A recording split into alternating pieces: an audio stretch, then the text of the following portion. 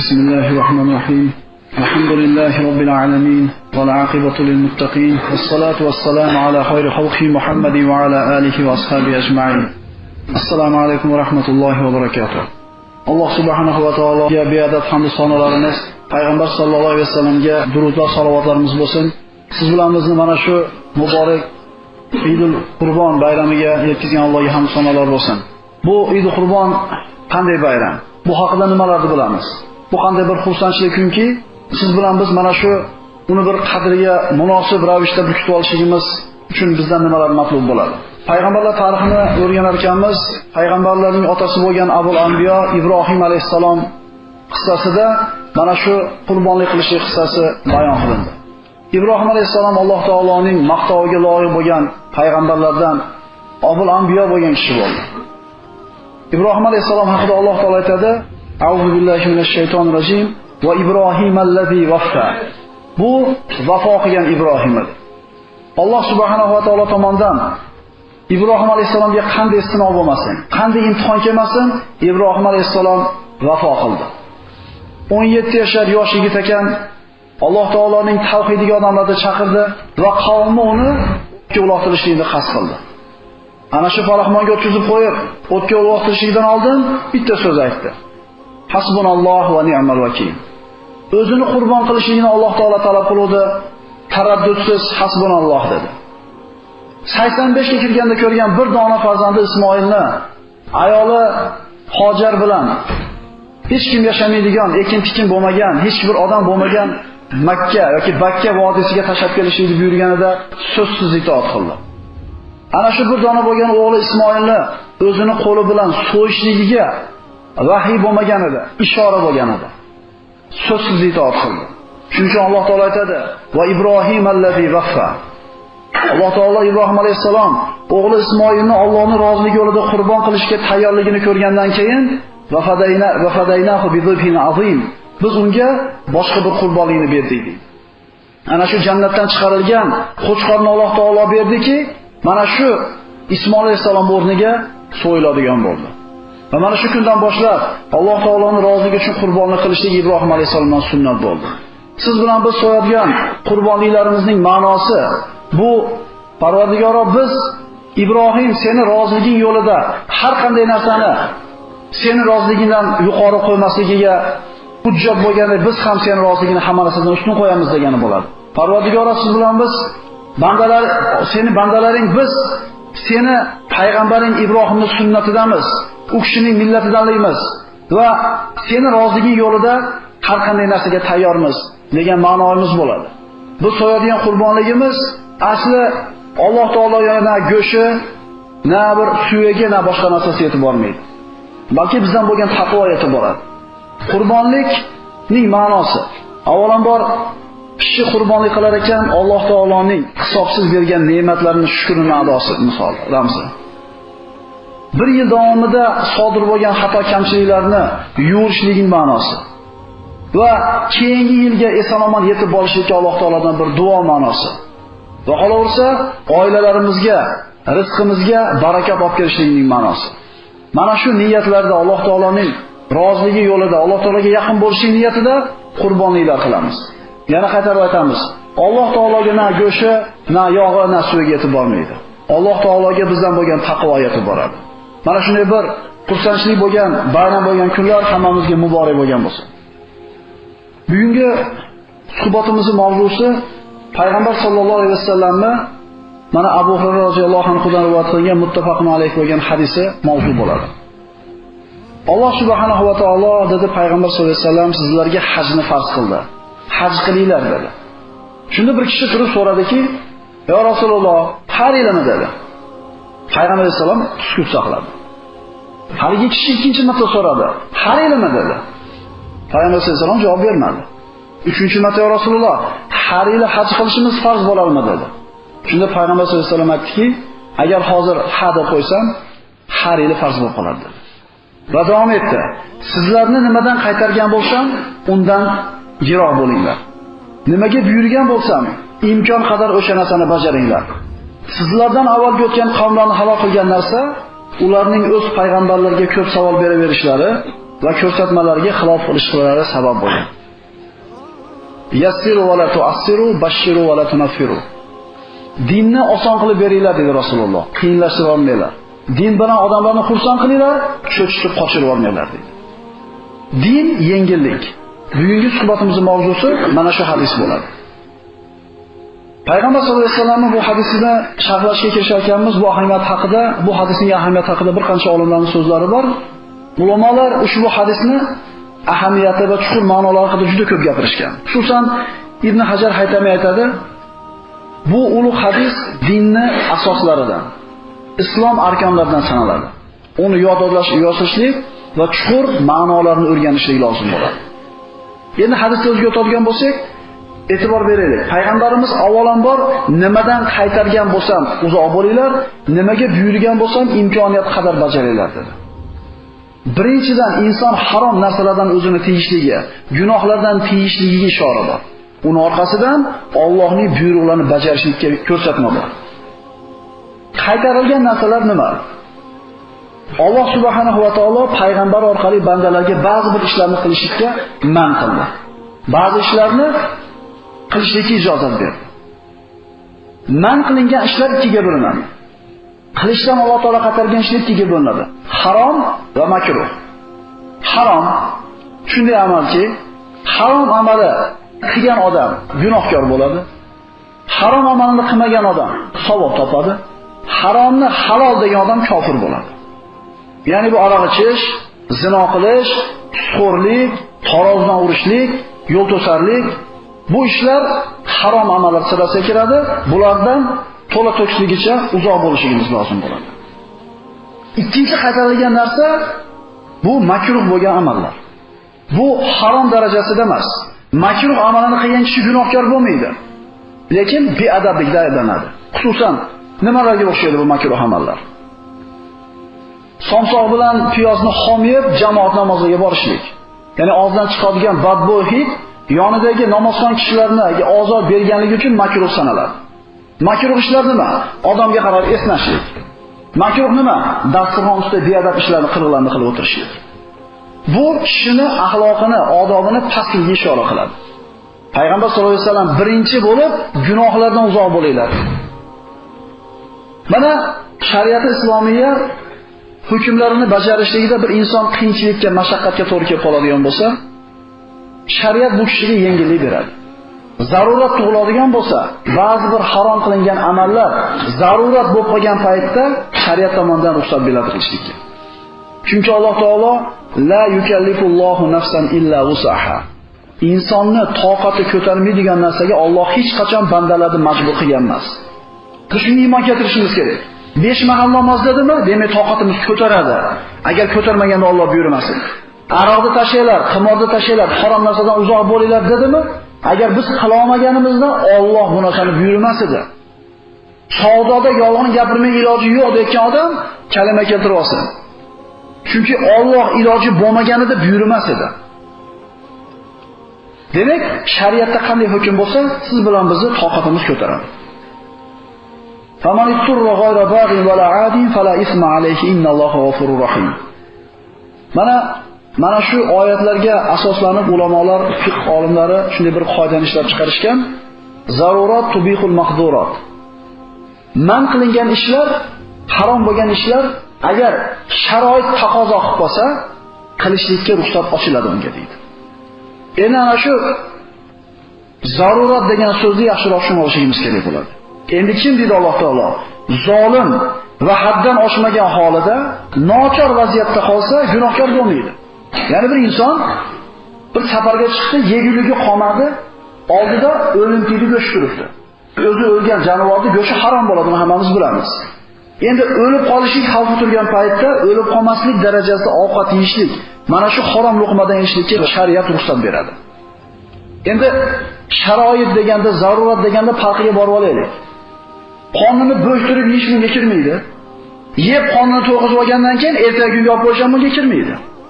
Ana shu holatda bir kunga yoki o'lmay qolishiga yetadigan darajada yeydi-da, qolganini yeyishligi mumkin bo'lmaydi. Demak, odam jichi qiylanib qolganda harom narsani qilsa bo'lar ekan degan bir yengil noto'g'ri tushuncha ham bo'lib qolmasin.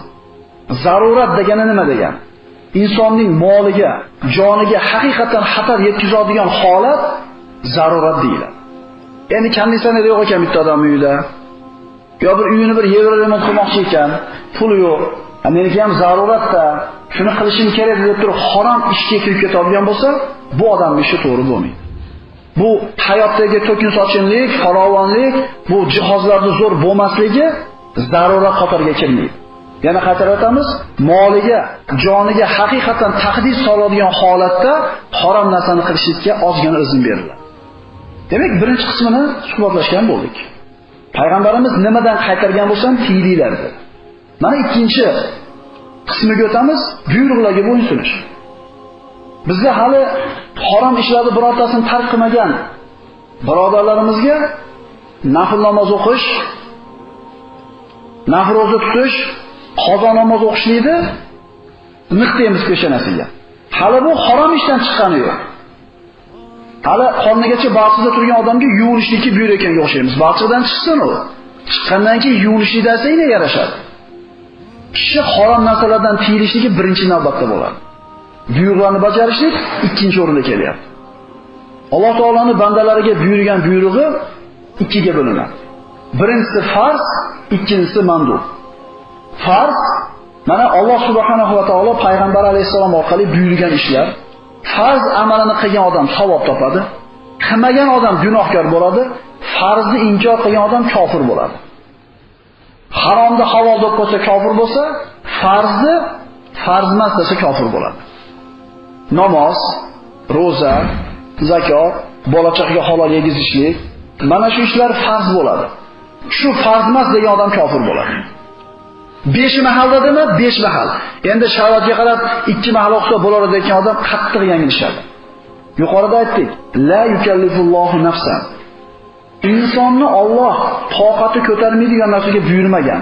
Demak, inson 5 mahal namoz o'qiy oladi. Ikkinchisi mandub yoki sunnat bo'lgan amallar.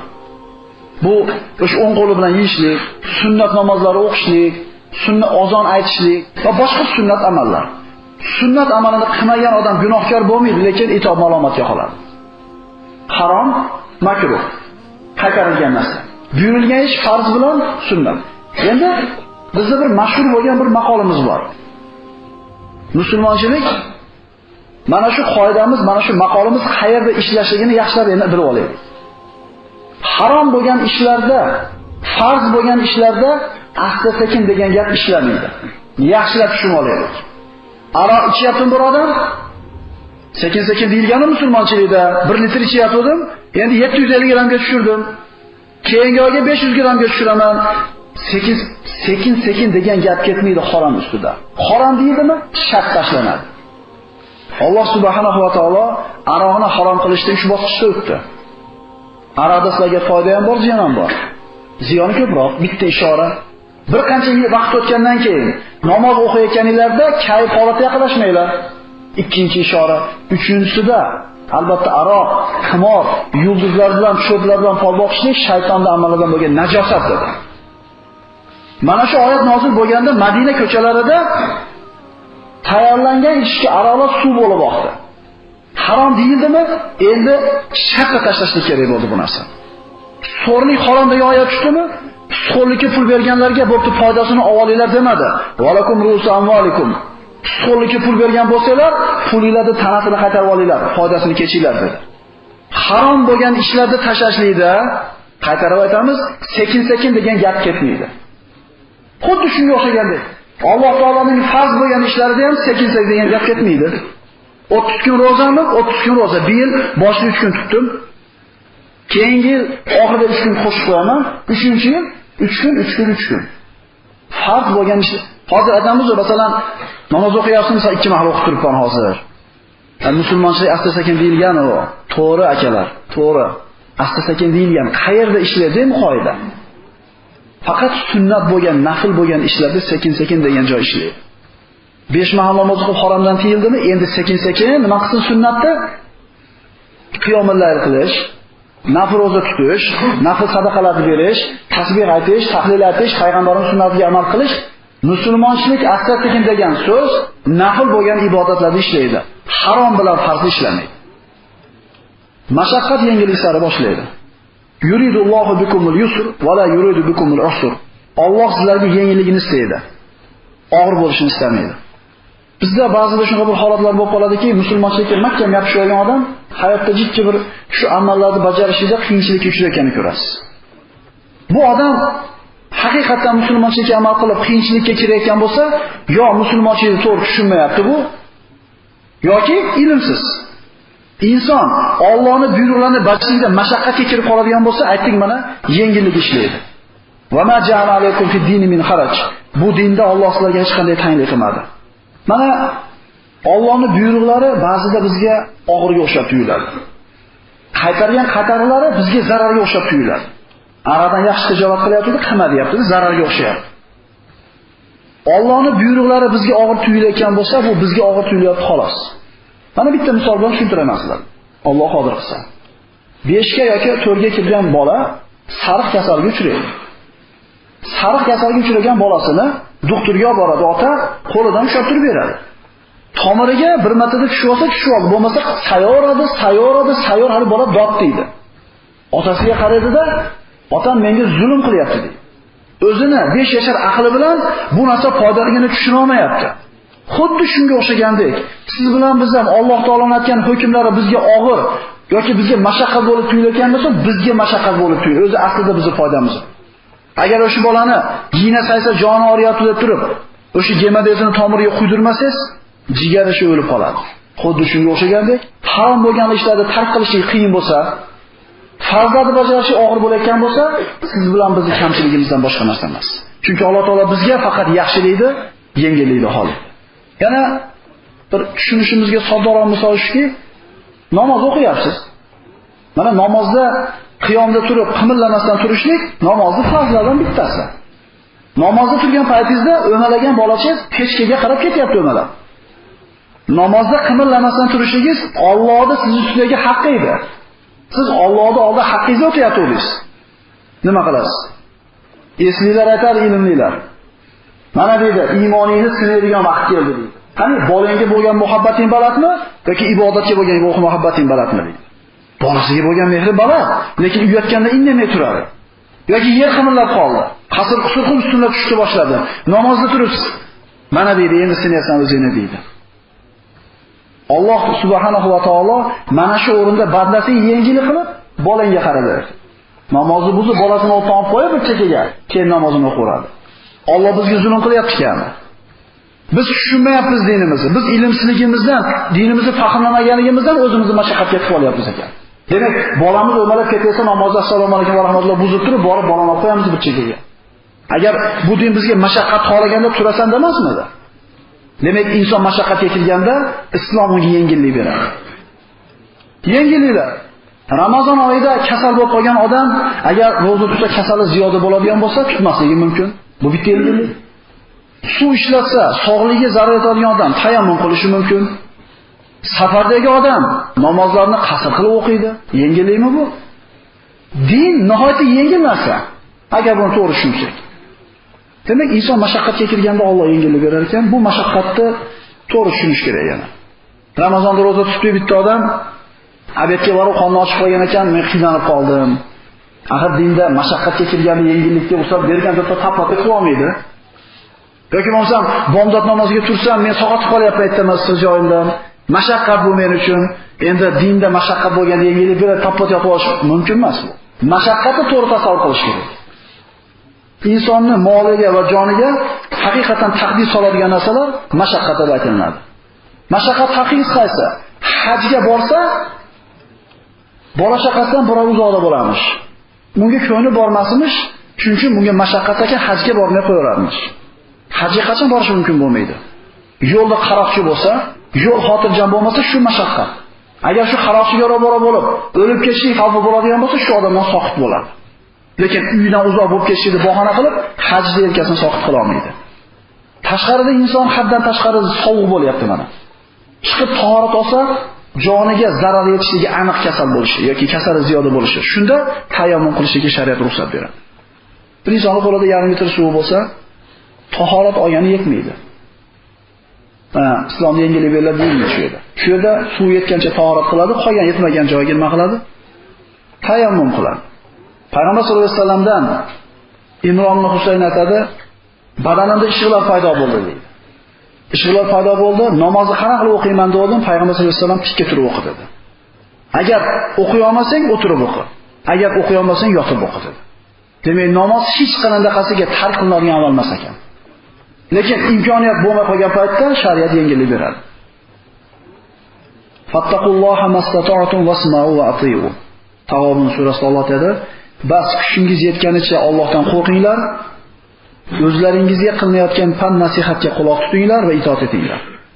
O'zi mana har kim toqati ko'targancha qo'shimcha nafl ibodatlarni qiladi. Farz bilan haromda toqatga qaralmaydi. Hamma qila oladi. Shuning uchun bu narsa farz bilan harom. Nafl ibodatlarni qilishlik insonlar toqat har xil.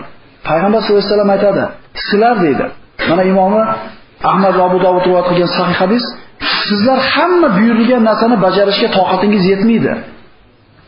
Demak, toqatlar har xil. Hammalarga toqatlar yetmaydi. Hech qachon ularda hammasini qila olmaysizlar. Lekin o'rtacha yo'lda tutinglar va so'yinglar. Hammasini bajara olmaysizlar. Toqatlar ko'targancha qilinglar deb Payg'ambar sollallohu alayhi vasallam. Keyingi mabhas hasodni tashtamirni yo'qotishlik kerak bo'ladi. Endi achchiq bo'lsa ham aytamiz. Bir odam nafl ro'zalarni zo'r tutadi, dushanba, payshanba ro'zani qoldirmaydi, lekin sutxo'rlikka qo'l urayotganini ko'rasiz. Hoji aka ekan deb qo'yadi. Ana hoji aka deydi, hajga borib mana ish qilyapti. Yoki boshqa bir odam masjidga 5 vaqt namozga qatnaydi. Qoldirmaydi, kanda qilmaydi. Lekin uyga kelayotgan luqmaga e'tibor bering. Diqqat qilaylik shunga. Ehtimol nevaramiz latodan pul topayotgandir. Ehtimol aroq savdosini qilayotgandir. 5 vaqt masjidga boryapsiz-da, unga ko'z yumib qo'yapsiz. Eng asosiysi katta-katta pul olib kelyapti. Yoki boshqa bir odam masjidga yaqin boshlagan bolalarga qattiq malomat qiladi-yu, uydagi kelin qiz kelinlarini avratini ochib yurganligi bilan ishi yo'q. Agar kimda shu sifatlar bor bo'ladigan bo'lsa, qilayotgan amallari to'g'ri bo'lmaydi. Shuni yaxshilab bilib olaylik. Chunki Payg'ambar sollallohu alayhi vasallam birinchi bo'lib nimadan qaytaryapti? Harom narsadan qaytaryapti. Keyin orqasidan buyuryapti. Siz 5 vaqt masjidga yurganligingiz, sadaqa qilganligingiz, nafl qilganligingiz yoki haj qilganligingiz harom luqmadan, gunoh ishlardan tiyilmasdan turib bo'layotgan bo'lsa, bu amallarni qabul bo'lmasligi xavfi bor. Bu odamlar aytadiki, shu 5 vaqt namozimizda nima qilyapmiz? Hojiga duo qilyapmiz deydi. Sadaqa qilyapmiz, yetim yesirlar bizni haqqimizga duo qilyapti. O'tmaydi. O'tmaydi. Abdulloh ibn Umar aytadi, bir so'm deydi, bir dona o'sha chaqani oltidan biri. Shu bir tiyin deylik biz pulimiz bilan aytganda. Bir tiyin pulni haromdan kelayotganda olmasdan tashab qo'yganligi 100 ming dinorni sadaqa qilgandan afzal men uchun deydi. Demak, savob topishlikda boy bilan kambag'alda imkoniyat teng ekan. Bir res harom narsani sotib keldida, aytib turib 500 dollar shunday sadaqa qildi. Nima deyapti o'zicha? Yuvilib ketdi. Harom savdosi bor. Yetim yesirga masjidga pul berib qo'yadi-da, shu bilan nima deydi? Yuvilib ketdi deydi. O'tmaydi. Harom pul bilan qorin to'yib ibodat qilinsa bu o'tmaydi. Abu Bakr Siddiq roziyallohu anhu kunlarning birida qo'lidagi quli bir taom ko'tarib keldi. Odati bo'yicha xo'jayin uchun halol borardi, uni xizmatini qiladi, buni ishini qiladi, topgan pulni olib keladi, xo'jayindiki halol yerida. Har safar qul olib kelganda Abu Bakr qayerdan kelding buni dedi. Aytar edi, eshittirib yerida. Bu safar so'ramasdan yeb qo'ydi. Hali qul Abu Bakrga qarab turib, Mavloyim dedi, siz so'ramay yeb qo'ydingiz dedi. Qani olib kelding bu pulni deb aytdiki, johiliyatda dedi islomga kirishdan burun bir odamni polini ko'rgan edim dedi, qo'liga qarab turib. Shunda polini ko'rib aytib bergan edim, berolmagan edi xizmatimga. Mana hozir beruvdi olib keldim dedi. Ya'ni ana shu shirk bo'lgan, kufr bo'lgan ishni qilib pul topib kelganligini aytdi. Abu Bakr Siddiq qo'lini tiqib og'ziga suvchi ko'karib qorayib chiqarib yubordi. Nima endi unchalik o'zingizni qiynadingiz deganda Payg'ambar sollallohu alayhi vasallamdan shunday so'zlar eshitganman. Qorniga harom luqma aralashgan kishini ibodatini Alloh 40 kun qabul qilmaydi degan. Endi bolangiz latohlardan pul topib kelayotgan bo'lsa, qo'lidan pul topayotgan bo'lsa, harom savdoda qilib har kuni yeyotgan bo'lsangiz, siz ibodatingiz qana qabul bo'ladi? Shuning uchun inson o'zini hayotdagi gunoh bo'lgan, fasod bo'lgan ishlar yo'q qolmasdan turib, ibodat ham to'g'ri bo'lyapti deyishga haqqi bo'lmaydi. Faraz qiling, mashinani hamma yog'ini zo'r qo'ydingiz-ku, doim bir yomon benzin quyib turasiz unga. Nima bo'ladi oxirida? Mashinamizga yomon benzin qo'ygimiz kelmaydi, qarab qo'yinglar. Unga pulimiz ketganda. Xitoyda temir tesagini qo'yishni xohlamaymiz, uzoq yo'lda qiylanib qolaman, lekin ibodatlarimizni qabul bo'lmasligiga sabab bo'lib qoladigan harom narsadan o'zimizni tiya olmaymiz. Hasan roziyallohu anhu aytadiki, obidlar deydi, taqvoli bandalar. Eng afzal ibodatlar nimani bilishgan? U nafl roza, nafl sadaqani emas. Nafl roza, nafl sadaqadan ko'ra harom bo'lgan amallarni tark qilishdan ko'ra kattaroq savob ko'rmaganlar. Yana qaytarib aytamiz, hayollar bo'lmaylar. Eng afzal ibodat harom ishlardan o'zini tiyishlik. Ehtimol 5 mahal masjid qatnamayotgandirsiz. Ehtimol nafl roza tutolmayotgandirsiz. Ehtimol sadaqa berolmayotgandirsiz. Lekin harom kelganda o'zingizni tiyib oling-da shundan. Gunohdan tiyib oling-da. Ehtimol Qur'on o'qigan shu qoridan ko'ra yaxshiroqsiz. Ko'zingizni bir marta zinodan olib qochgan paytingizda. G'iybat bo'layotganda tilingizni tirib tushib ketganligingiz afzalroqdir 10 ta masala qilishingizdan ko'ra. Gunohdan o'zini tiyishlikdan kattaroq ibodat bo'lmaydi. Yomonlikni oldini olish yaxshilikni jalb qilishdan muqaddam turadi. Nima degani bu? Bir ish qilsangiz savob ham bor, orqasida gunoh ham bor. Endi mana shu harom narsani sotsangiz, pulidan olib kambag'allarga nima qilasiz? Yedirasiz. Bu foyda, lekin harom ishga qo'l urganingiz nima? Ziyon. Foydani o'ylab turib ziyon qilinmaydi. Aksincha, ziyonni o'ylab turib foyda qilinmay qo'yilaveradi. Uzumingiz bor, xaridor keldi. Aroq qiladigan odam 10 so'mni olaman dedi. Bozorda sotaman degan odam kelib 5 so'mdan so'radi. Nima qilinadi shunda? Bozorga sotib olaveradi. Mana keyingi mabhas o'tgan ummatlarning halokat sabablari. Ko'p savol berishlik va talash tortishlik halokatga sabab bo'lgan. Ana bizning zamonimizda ayni sizlarga aytmoqchi bo'lgan bir asosiy narsa ham shu o'zi bugungi. Avvalgi ummatlar halok bo'lib, balo kelib, qirilib ketgan bo'lsa yer yuzida, ularning sababi bitta bo'lganki, savolni ko'p berishgan va ko'p talash tortishgan. Mug'irat ibn Shu'ba roziyallohu anhu aytadi, Nabiy sallallohu alayhi vasallam behuda gap so'zdan va ko'p savol berishdan hamda molni zoya qilishdan qaytargan. Payg'ambar sollallohu alayhi vasallam sahobalar bilan turar ekan, so'rab ketishdi. So'raylar, javob beraveraman dedi. Bittasi meni tuyam qayerda dedi. Seni tuying falon joyda. Meni otam kim dedi. Seni otang Huzofa dedi. Meni otam kim dedi. Seni otang Shaybani ozod qilgan quli Solim dedi. Boshqa odamni otam deb yurardi. Shuni so'ramaganida indamay yurdi o'sha otam deb. Endi otasi boshqaligini bo'lib qoldi. Haligi odam so'rab, boshiga balo orttirib oldi. Savolni ko'p berishlik kishini mashaqqatga tiqadi. Musa alayhisalom o'zini qavmiga o'likni tiriltirib berishlik uchun bitta sigir so'ylar deyapti Alloh dedi. Nima deyishdi? Qanaqa bo'lsin dedi. Qanaqa bo'lsin? Qanaqa bo'lsin? Rangini ayt, yoshini ayt. Oxiri ashu sifatlarga ega bo'lgan molni topishdi, terisiga to'ldi tilla berib. Bitta sigir deganda indamay so'yib qo'yganda oson qutulishar, lekin savolni ko'paytirishib oldi, o'zlariga mashaqqat qilishib oldi. Bizning musibatimiz nimada? Endi moqorakadan so'raychi nima derkin menga? Ha?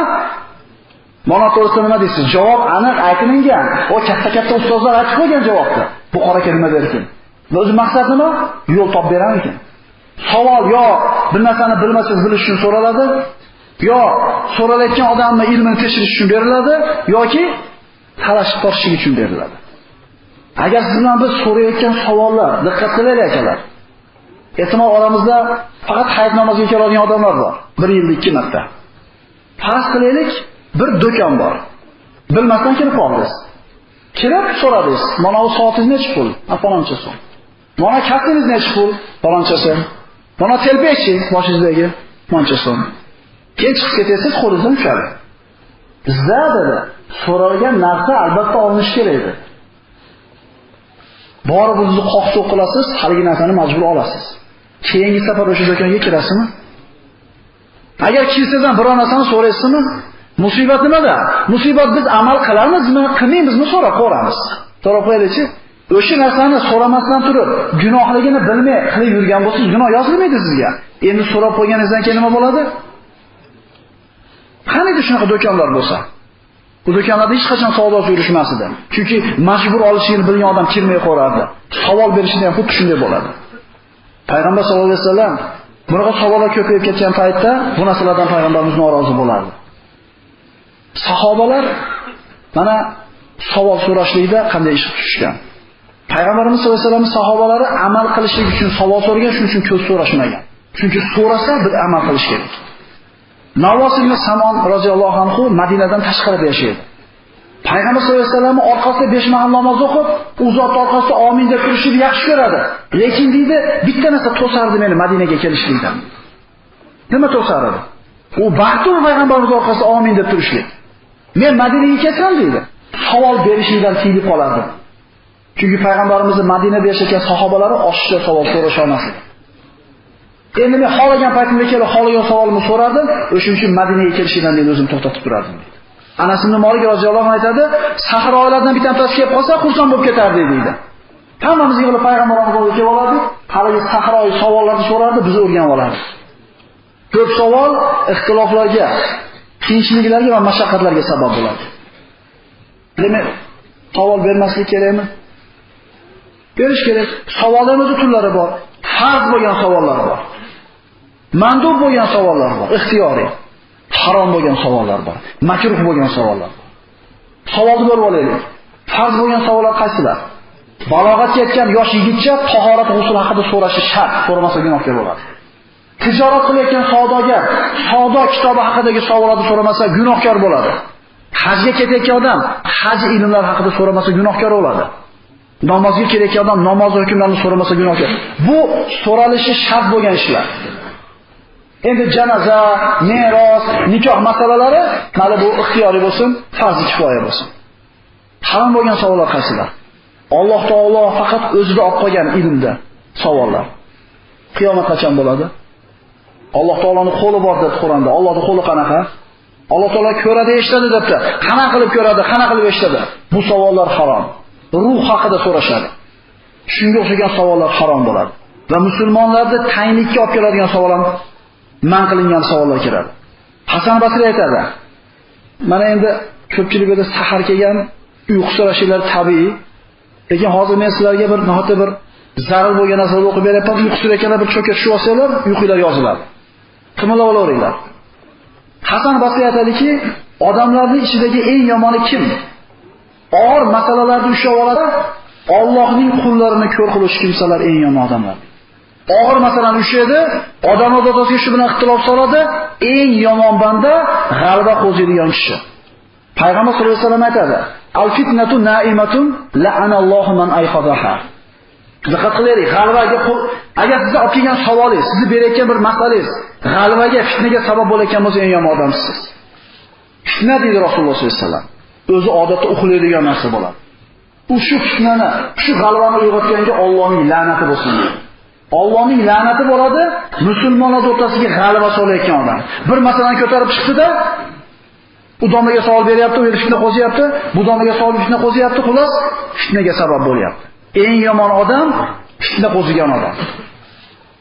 Imom Muslim rivoyat qilgan hadisda Payg'ambar sollallohu alayhi vasallam aytadi: "Mana hozir ko'ryapsizlar, haqiqat bo'lib turgan narsa. Guruhvozliklar, tarafkashliklar, firqalar, sen menga borishlar, shunga o'xshagan narsalar ko'payib ketdi. Mana shu narsalarda qanchalik og'ir ekanligini bilib olaylik shu hadisdan. Musibat nimada? Mana toifasi ham kitob sunnatdan hujjati bor. Mana bu aqida tomoni ushlayotganda hujjati bor, umuman tasavvur hamma kitob sunnatdan hujjati bor. Birodarlar, agar hamma kitob sunnatdan hujjat bo'lsa, kitob sunnat bitta edi-ku. Bu musulmonlar kitob sunnat tushunsa birlashish kerak edi, nimaga bo'linib o'lyapti? Bu ilmning ko'pligidan. Haddan tashqari ko'payib ketganligidan. Payg'ambarimiz aytadi, musulmonlar oldida eng katta gunoh qilgan kishi musulmonlarga harom bo'lmagan masalani savolini beradi-da, shu savoli tufayli harom bo'lib qoladi haligi narsa. Eng yomon odam musulmonlarga halol bo'lgan narsani so'rab kavlashtirib harom qilib qo'ygan kishi. Mana ummatim ichida dedi Payg'ambar sollallohu alayhi vasallam, Savbon roziyallohu anhu rivoyat qilgan hadisda. Men ummatim ichida shunday kishilar bo'ladiki, ularning faqihlari, olimlari qiyin chigal masalalarga o'zlarini uradida insonlarga mashaqqat tug'dirib qo'yadi. Men atini aytmayman, mana masalani qo'zg'ab demayman, o'zingizlar topib olasizlar. Hozirgi kunda kerak bo'lmagan masalalarni qo'lib gapirib, odam o'rtasida fitnaga g'alaba sabab bo'layotgan qor akalarimiz, domlalarimiz yo'q emas. Tasavvur qiling, bugun onachiga kirib, ehtilom bola uyg'ongan, balog'atga yetgan bolaga nimani o'rgatish kerak? Tahoratda, g'usulda namoz o'rgatish kerak. Haj haqida aytdi bunga hali endi balog'atga kirdi. Zakot haqida, sada haqida gapirib bo'lmaydi bunga. Bu endi kirdi bu. Endi bu erkak bo'ldi, endi bir katta kishi bo'ldi. Tahorat bilan g'usulda o'rganib olsin, boy bo'lib qolsa, bir kun nima qiladi? O'zi so'rab surishtirib o'rganib oladi zakot sadaqasini. Biz endi balog'atga yetgan bolaga shu katta hukmlarni gapirib turib qiynab qo'yapmiz. Ummatimizda shunday kishilar bo'ladiki, ahli ilmlari, olimlari qiyin masalalarni qo'zib, odamlar o'rtasiga ixtilof soladi. Eng yomon odam shu deyapti Payg'ambar sollallohu alayhi vasallam. Sahih hadisda. Yana shunday bir savollar bo'lib qoladiki, javobi aniq bo'ladi. So'radida, mana nima bo'ladi? Payg'ambar sollallohu alayhi vasallamdan bir kunga bitta odam savol so'radi. Ya Rasululloh, bitta odam uyga kirgan ekan, uyida ayolini to'shagida bir odam zino qilayotgan ekan ayoli bilan. Shu kishini payg'ambarimiz aytayaptiki, haligi odam o'ldirib qo'ydi. Endi nima bo'ladi deyapti. Payg'ambarimiz bunaqa savollarni eshitganda yoqtirmasdi. Nimaga yoqtirmasdi? Nimaga? Chunki zino qilgan odamning jazosi haqidagi hukm aniq bo'lgan edi. Endi so'rash hojati yo'q edi, javob aniq edi. Bu odamni olib borib qozi hukm chiqarishi kerak edi, surishtirish kerak edi, tosh bo'ronga yoki darrov urish kerak edi. Bu o'z bilgani qilib qo'yib turib, endi nima bo'ldi deyapti. O'zi ochunchalik qilib qo'ydi bu odam. Javobi aniq bo'lgan narsa haqida qattiq so'ralmaydi. Bo'lmagan narsa haqida so'rash. Agar bunday bo'lsa-chi, agar bunday bo'lsa-chi. Malik ibn Anas roziyallohu anhudan so'rashdi. Agar osmondan sut yog'sa, o'sha sutda tahorat olsa bo'ladimi, bo'lmaydimi deb so'rashdi. Biz kulyapmiz-ku. Biz oramizda ham ko'p bo'ladi bunaqa savol. Imom Malik nima dedi? Yog'dimi dedi? Yo'q dedi. Yo'qsin keyin gaplashamiz dedi. Ya'ni o'rni kelganda gaplashamiz. Ma'ruzalarda yoki bir qandaydir o'tirishlarda savollar bormi desa, hali odamlar o'zlarini qiynab yurib savol berish kerak edi qolakanini ko'rish uchun. Agar bu savol sizning ichingizda bo'lsa, shak qilingizga kelar edi. Agar bu savol sizni hayotda qiynab o'ylantirgan bo'lganda esingizda turar edi. O'zi savol yo'q o'zi. Din haqida ham yo'q. Endi savol berib qo'yish kerak edi, so'rab qoldi. Sahobalar amal qilish niyatida savol berishdi. Nur surasida Alloh taolo aytadi: "Innama kana qawlul mu'minina idza du'u ila Allohi va rasulihi liyahkuma baynahum an yaqulu sami'na wa ata'na va ulaika humul muflihun." O'rtamizda kelishmovchilik masalalar bo'lib qoladi. O'rtamizda bir tushunmovchiliklar bo'lib qoladi. Shunda kim oldiga boramiz? Albatta ahli ilm biladigan odamlar oldiga. Alloh o'zining mo'min bandalarini maqtab aytadi. Alloh va uning payg'ambariga o'rtalarda hukm chiqarish chorlangan vaqtlarida mo'minlarning so'zi eshitdik, bo'yinsundik demoqda. Ana o'shalargina najot topuvchi bo'ladi. Qora aka, bunday ish bo'ldi. Endi nima bo'ladi desa, mo oyatda bunday deyilgan, mana bu hadisda bunday deyilgan deb javobni aytsa, shunga bo'yinsunishni xohlamaydi. Nariga qora akadan so'raydi. Undan so'raydi. Mo'min kishining hukmi nima bo'lishi kerak ish? Oyatda hadisda eshitgandan keyin eshitdim, itoat qildim bo'lish kerak. Agar siz itoat qilolmayotgan bo'lsangiz ham aytingki, men itoat qilolmayapman, lekin to'g'risi ham shu. Men qilolmayapman faqat, lekin boshqa bo'lish kerak. O'sha oyatdagi yoki hadisdagi narsa to'g'ri bo'lishi kerak. Kim Alloh va uning payg'ambariga bo'yin sunsa va Allohdan qo'rqib taqvo qilsa, bas ana o'shalargina baxt saodatga erishuvchidirlar. Hayotda bo'layotgan muammolar, yomg'ir yog'mayotganligi, suv oz bo'lishligi, qor yog'mayotganligi, ekin-tikinni bo'lmayotgani. Hali unga to'ngab ko'ramiz. Hali bunga to'ngab ko'ramiz. Lekin quloq solaylik. Hamma aybdor, faqat siz emas. Haqiqiy mo'min musulmon bandalar hech qachon Banu Isroil Musa payg'ambarga aytgan gapni gapirishmaydi. Nima deyishgan edi? Qalu ya Musa inna lan nadkhulaha abadan ma damu fiha. Fadhhab anta va robbuka faqatila inna ha huna qa'idun. 250 yildan ko'proq muddat Misrda qul bo'lib turgan Banu Isroilni Musa alayhisalom payg'ambar alayhisalom 600 mingta yahudiyni Misrdan olib o'tdi. Dengizni yorib o'tishdi. Misrda 9 ta mo'jizani ko'rishdi. Dengiz yorib o'tdi, 10 ta bo'ldi. Shuncha mo'jizani ko'rgandan keyin Banu Isroil uchun yozib qo'yilgan Iliyo shahrining eshigiga kelishdi. Musa payg'ambar aytdi, mana bu shaharda Alloh sizlarga yozib qo'ygan, sizlarga nasibinglar. Bitta eshikka hujum qilib, bitta eshikni ochsanglar, shahar sizlarniki bo'ladi. Shuncha mo'jizani ko'rgandan keyin, shuncha karomatlarni ko'rgandan keyin Musoni qavmi nima deyishdi?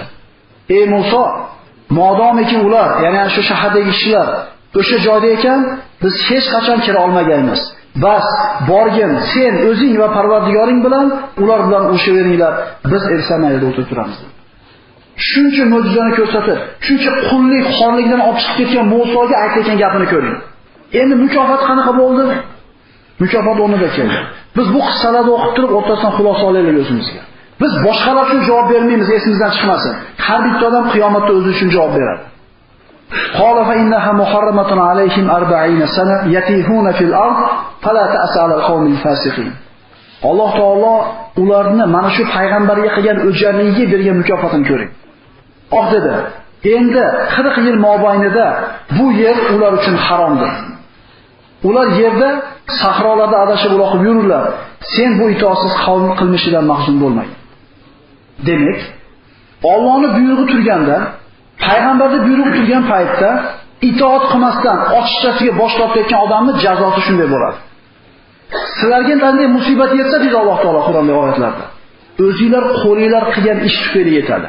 Nima kun kelayotgan bo'lsa boshimizga, o'zimizga yarasha kun ko'ryapmiz. Ya'ni Alloh taolo ko'pini nima qiladi? Kechirib turadi.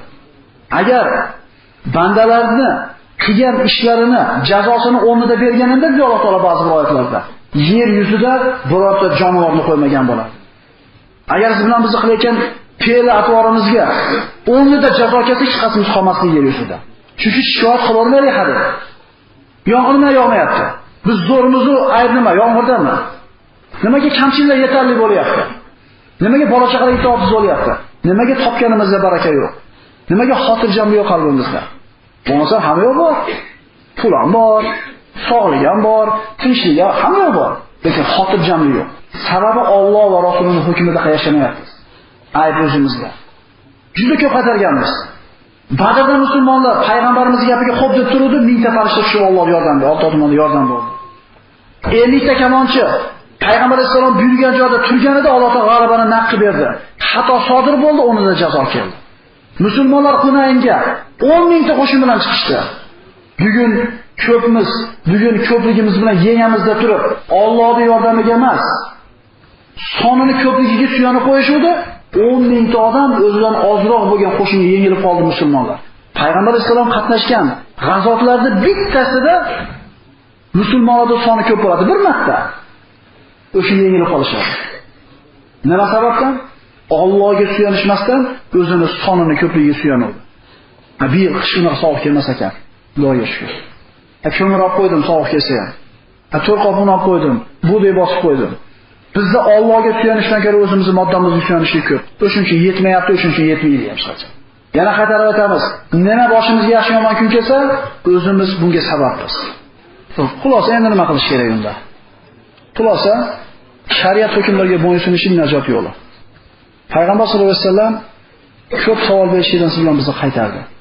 Robbana sami'ana va ata'na g'ufronika robbana va ilaykal masir. Eshitdik va itoat etdik. Parvardigoro, gunohlarimizni mag'firat qilishingni so'raymiz va faqat o'zingga qaytajakmiz. Alloh va Rasulining hukmiga xuddi itoat qilgan sahobalar hayotidan Umar ibn Hattob roziyallohu bir qancha misollar beraman. Umar ibn Hattob roziyallohu anhu mana itoat qilsa nima bo'lgan? Ko'rib qo'yaylik. Itoatsiz bo'lganda nimaligini ko'rdik. Mana g'azotda yengilib qoldi, Banu Usullarga harom bo'ldi. Bu jazo edi. Endi itoat qilganlarga qanaqa mukofot bor edi?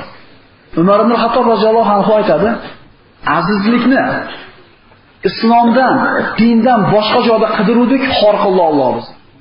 Azizlikni islomdan boshqa joyda istadik, xor bo'ldik. Islomni ushlovdik, aziz bo'ldik. Umar ibn Hattob roziyallohu anhu kim edi? Bitta sahro arab edi. Qanaqa arab edi? Bo'lganda ham tugagan arablardan edi. Johiliyatni eslab deydi. Bir kulgim keladi. Johiliyatni eslab bir yig'lagim keladi. Kulgim kelganining sababi deydi. Xurmo terisi qo'shilib o'sib qolgan 3 ta, 2 ta, 4 ta xurmolar bo'lib qoladi. Qo'shmoq bo'lib qoladi. Haligini olib turib, sig'inardik haligingga deydi. Johilligimizni ko'rib turib deydi, kulgim keladi. Och qolsa yeb qo'yardik Xudoyimizni deydi. Shunchalik johil nodonligimizni o'ylab turib kulgim keladi. Endi yig'lashimiz sababi deydi. 3 yoshar qizimni olib chiqib ko'mib kelganman. Chuqur kavlab turpog'iga tekkanimda soqolimga tekkan chaynada qoqib turardi qizim deydi. Shu qizchani yerga tashlab, ko'mib topganda barmog'imni mahkam ushlab turganim deydi. To joni chiqishga barmog'i ushlab turdi, turpoqni surdim ketdi. Mana shunday bir rahmsiz, mana shunday bir badxulq bo'lgan xalqlar bo'lgan, xor bo'lganlar. Bir tomoni Forsga, bir tomoni Rumga tobe bo'lgan. Mana shu xalqlar islomni ushlaganda qanday aziz bo'ldi. Umar ibn Hattob haqida g'arb qarashlar aytadi, yer yuzi Umardaqa odil podshohni ko'rgan emas deydi. Siz bilan biz dinimizga dushman deb qaraydigan bo'lsa shular odilligini tan oladi. Umar ibn Hattob roziyallohu anhu islom mo'jizasi deyiladi. Chunki islomga kirishligi bilan 180 gradusga burildi axloqi. Umar ibn Hattob roziyallohu anhu xalifa bo'lib o'tirganida minbarga odamlar rasululloh qilar ekan. Rasululloh tirik paytida Umar qilichini chiqarib hammani chopaman deb turardi, Rasululloh hay deb turardi, tez turardi. Rasululloh o'tib ketdi. Abu Bakr davrida Abu Bakr bosib turardi, endi o'ziga qoldik. Endi holimizga voy bo'lsin deb turganda Umar ibn Hattob eshitdi-da, hammani yig'di masjidga. Allohga ham, Payg'ambar sollallohu alayhi vasallamga aytib turadiki, Rasululloh sollallohu alayhi vasallam deydi, tiriklik davrida yo xizmatkori bo'ldim, qo'lidagi qilich bo'ldim, tek qo'ysa chopdim, tur desa turdim. Rasululloh vafot etdi, men bu bilan baxtliman deydi. Ko'rasizlar, nima bilan baxtliligini aytayapti. Xalifa bo'lgan odam shu narsa bilan baxtliman deyapti. Xalifa bo'lganligi bilan emas. Undan keyin uni do'sti Abu Bakr xalifa bo'ldi. Uni yonida qilich bo'ldim, xizmatkori bo'ldim. Tek desa turdim, tek o'sa chopdim. U kishi ham o'tib ketdi. Mendan rozi bo'lgan holda men bu bilan baxtliman. Endi dedi, o'zimga qoldinglar dedi. Endi sizlar bilgan shiddat, sizlar bilgan qattiqlik halimlikka, muloyimlikka aylandi dedi. Lekin bu muloyimlik zulm aqliga hech qachon bo'lmaydi. Haq aqliga bo'ladi dedi. Umar ibn Hattob roziyallohu anhu xalifa bo'lib turgan paytda Xurmuzonni jo'natadi Kisro Madinaga. Umar deganda Forsda, Rumda qaysarlari Kisro titrab turgan Umarning oldiga keladida, eng chiroyli kiyimlarni kiyib keladi. Tilladan bo'lgan ipakdan bo'lgan kiyimlari bilan. Madina ko'chalarida kirib kelar ekan, yuragi titrab bo'ladi. Umarning oldiga kelyapman, Umar qattiq qo'l, Umar qanday odam ekan. Shuni qo'rqib keladi. Madina bolalari, ayollari tomlarga chiqib haliga zeb-ziynat kiygan Xurmuzonni tomosha qilishadi. O'sha davrdagi eng kuchli mamlakatda vazir kirib kelyapti. Meni dedi, amirlarni saroyga boringlar dedi. Amirda saroy yo'q dedi. Qanday qilib bunaqa katta mamlakatda amirning saroyi bo'lmaydi? Uyga boringlar. Uyga borishdi, birodarlar, uyi kichkinagina yog'och eshik. Odamni qo'li bunday qilsa, bu qo'li tegadigan devor balandligidagi loydan bo'lgan devorlarda. Shuni dedi. Eshikni ochdi, o'g'li chiqib masjidda bo'lsa kerak edi. Masjidga bordi, topisha olmadi. Qarashdi, Madinaning bir chekkasida bir xurmotoyda 7 ta yamog'i bor, yaxta bilan uxlar edi. Xalifa. Birorta tansoqsiz, birorta qorovulsiz. Xurmuzon ko'rsa titrab ketadi qo'rquvdan. Hakamta adilta famimta. Tarixda qolgan jumlasini aytdi. Hukm qilsan odil bo'lsan qo'rqmay uxlabsan. Yolg'iz uxlashni tasavvur qiling-da podshohda. Ko'chada, daraxtda edi. Umar ibn Hattob Quddus fath bo'lganda butun Payg'ambar sollallohu alayhi vasallamdan keyin qolgan sahobalar hammasi yig'ilishdi Quddusga. Va Quddusni kalitini rohiblar Amirul Mo'mininning qo'liga topshirishligini aytishdi. Amirul Mo'minin Umar ibn Hattob odil edi. Madinadan bitta xizmatkorini yetalab, bitta tuyani minib chiqishdi. Tuyani 1 kilometrda almashtirib minishadi. 1 kilometr xalifa yetalaydi xizmatkorini o'tkazib. 1 kilometr xizmatga yetalaydi xalifani o'tkazib. Bunaqa adolatni yer yuzi ko'rgan emas edi. Quduqqa kelishadi. Umar yetalab kelayotgan paytda. Quduqqa tushib suv chiqishlikka harakat qilib boradi. Tuyani o'tirgan, o'tir deydi. Odil rozi bo'lmaydi sen tushsan deydi. Men yerdamanmi, men olaman. Shu quduqdan suv chiqib, xizmatkorga chilib yetalab ketadi. Quddus eshigiga kelar ekan, butun Quddusda ayonlari, sahobalar hamma chiqib kutib turadi. Umar kelyapti. Butun yer yuzi qo'rqadi Umar ibn Hattobning ismini o'zidan. Uzoqdan tuya yetalagan odam ko'rindi. Tuyaning ustida bitta odam turadi. Ha bu Amirul Mo'mininni kelayotganligini aytgani kelayotgan elchi bo'lsa kerak deydi. Qarasa Umar yetalab kelyapti tuyani. Ustida xizmatkori. Amr ibn Os kelib Amirul Mo'minin, bu butun Quddus ahli kutib turibdi sizni. Tuyaga chiqib oling dedi. Sizni azizligingizni ko'rsin bular dedi. Umar Xattob nima dedi? Biz azizlikni islomdan boshqa narsadan istadik, Alloh bizni xor qildi dedi. Islomni ushladik, Alloh bizni aziz qildi dedi. Birodarlar, bu kishilar mana shu xor kishilar bo'lgan. Lekin endi ismlari aytilganda roziyallohu anhum deyiladigan kishilar bo'ldi. Nima bilan? Islom bilan. Inson amal bilan aziz bo'lmaydi. Pul bilan aziz bo'lmaydi. Mansab bilan aziz bo'lmaydi. Hech narsa bilan aziz bo'lmaydi. Agar iymoni bo'lsa. Chunki bu narsaga yetgan odamlardan ko'ryapsizlar hayotda. Hayot shirin bo'lyaptimi ularda? Iymon bilan bo'ladi. Haromdan tiyilishlik, farzlarni bajarishlik, sunnatga ittibo qilishlik bilan bo'ladi. Alloh subhanahu va taolo bu payg'ambarlarning tarixlaridan bizga keltirayotgan qissalaridan ibrat olishimiz kerak. Hammasining xulosasi bitta. Allohdan taqvo qilsa Alloh aziz qilaveradi. Albatta boy bo'lish shart emas. Albatta sog', albatta bir amaldor bo'lish shart emas. Alloh aytgandek qilsa aziz bo'linaveradi. Suhbatimizga nihoyat ekanmiz, din birdamlik undaydi. Agar siz bilan biz haqiqiy la ilaha illalloh Muhammad rasululloh degan ummat ekanmiz, biz o'rtamizda ixtilof bo'lmasligi kerak. Chunki oyat bilan hukm, hadis bilan hukm aytilganda musulmonlarning ishi eshitdik va itoat qildik deyishligi kerak bo'ladi. Ey insonlar, sizlarning millatingiz, diningiz haqiqatda bir dindir, ya'ni islomdir. Men esa barchalaringizning parvardigoringizman, bas menga ibodat qiling. Anbiyo surasi 92-oyat. Payg'ambar sollallohu alayhi vasallam sahih bo'lgan hadisda, muttafaqun alayhi hadis, la tarji'u ba'di kuffaron yadribu ba'dukum riqaba ba'd. Mendan keyin dedi payg'ambarimiz, biringlar ikkinchilarni bo'yninglarga qilich soladigan kofirlarga aylanib ketmanglar dedi. Musulmon bilan fitna qilishligi, musulmonga xo'jay tarishligi uni kufriga sabab bo'lib qolishi ehtimoli bor. Jamoatni tark etgan kishining jazosi mana. Kim haq yo'lni aniq bilgandan keyin payg'ambarga xilof ish qilsa va mo'minlarning yo'llaridan boshqa yo'lga ergashib ketsa, biz uni ketganicha qo'yib beramiz. So'ngra jahannamga dohil qilamiz. Niso surasi 95-oyat. Alloh va Rasulining yo'lidan xilof qilgan, teskari chiqqan kishilarning jazosi jahannam bo'ladi. O'z aslida bu ixtiloflar, bu kelishmovchiliklar, bu tarafkashliklar har xil nomlarning sababi nima? Havoy, xohish, shaxsiy manfaat, qaysarlik, zo'ravonlik, xo'p deb qo'ymaslik, o'zinikida turib olishlik, haqmi nohaqmi, mana shu narsalar agar o'rtamizda kelishmovchilikka sabab bo'lsa, bu nihoyatda bir xatarli oqibatlarga olib keladi. ولا تكونوا كالذين تفرقوا واختلفوا من بعد ما جاءهم البينات واولئك لهم عذاب عظيم. Ana hujjatlar kelgandan keyin bo'linib ketgan va bir-birlari bilan ixtilof qilib, talashib tortishgan kimsalar kabi bo'lmangiz. Ana undalar uchun ulug' alamli azob bordir. Talashib tortishmaylik, bir bo'laylik. Xilma-xil firqa, xilma-xil toifalardan dinni o'rgansak, din o'zimiz bitta qilishlik kerak bo'ladi. Endi dinni o'rganib bo'linayotgan bo'lsak, demak kimdir dinni noto'g'ri tushunyapti. Alloh subhanahu va taolo shariatini mahkam ushlaydigan, payg'ambar sollallohu alayhi vasallam sunnatiga ittibo qiladigan bandalardan qilgan bo'lsin. Va o'zini habibi Muhammad Mustafa sollallohu alayhi vasallamning huzurida Firdavsul jannatda, jannatul Firdavsda birga o'tirishni hammamizga nasib qilgan bo'lsin. Va keyingi qurbon hayitlariga tinch eson-omon hammamiz yetishni nasib qilsin. Qurbonlik qiladiganlarimizni qurbonlarini qabul qilsin.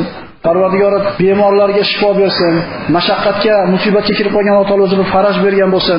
Va siz bilan bizni qilayotgan ibodatlarimizni husni qabul qilgan bo'lsin. Assalomu alaykum va rahmatullohi va barakatuh.